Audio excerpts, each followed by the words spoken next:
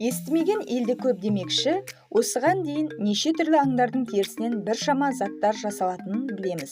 Ал кактус өсімдігінен былғары өңдеп шығару дегенді өз басым бірінші рет естуім. Ал сізге бұл жаңалық таңсық емес па? Ендеше құлақ түріңіз. Мексикалық екі кәсіпкер кактустарды теріге ұқсас материалға айналдыру әдісін ойлап тапты. Бұл өте шынайы көрінеді. Жануарлардың терісі мен кактустан жасалған сөмкелерді ажырату мүмкін емес. Мексикалық тікенектер инновация үшін өте қолайлы. Ол тез өседі, суару үшін су қажет емес, сонымен қатар технология үшін улы химикаттар қажет болмайды. Өндіріс үшін энергия шамалы ғана кетеді. Өнертапқыштар Адриан Лопес Веларде мен Марта Касарес қазір 2 гектар кактус жерге ие. Олар айына 500 мың экологиялық былғары жасайды. Оны Десерто деп атайды. Дебют Миланда өтті. Сән индустриясы жиһаз және автомобиль өнеркәсібі тарапынан жануарларды қорғау және экологиялық тенденциялар тұрғысынан қызығушылық өте үлкен. Мысалға алсақ, кактус былғарыдан жасалған аяқ киім немесе автокөлік орындықтары ауа өткізгіш және органикалық болып келеді. Кактус қатты, қалың былғарыдан танымал.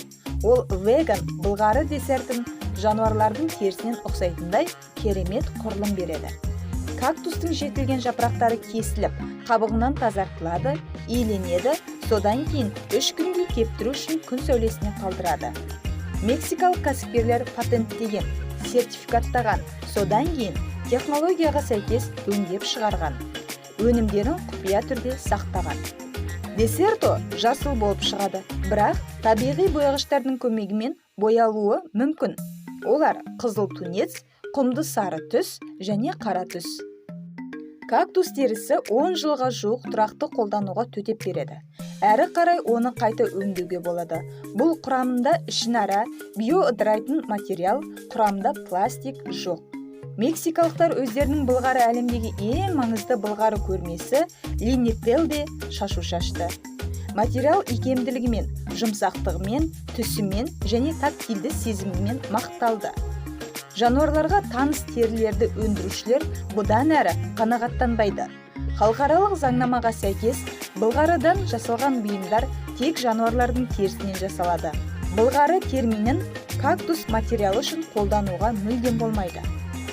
Жануарлар былғары әлемдегі ең көп сатылатын өнімдердің бірі болып табылады. Бұл жыл сайын 80 миллиард ақш долларын құрайды. Десерто бұл кактустан жасалған көкөніс терісі. Оны әмияннан аяқ киімге дейін жасауға болады. Өңдеу үшін жануарлардан алынатын өнімдер мен қатты химикалық заттар қажет емес. Плантация Мексиканың Закатекас штатында орналасқан.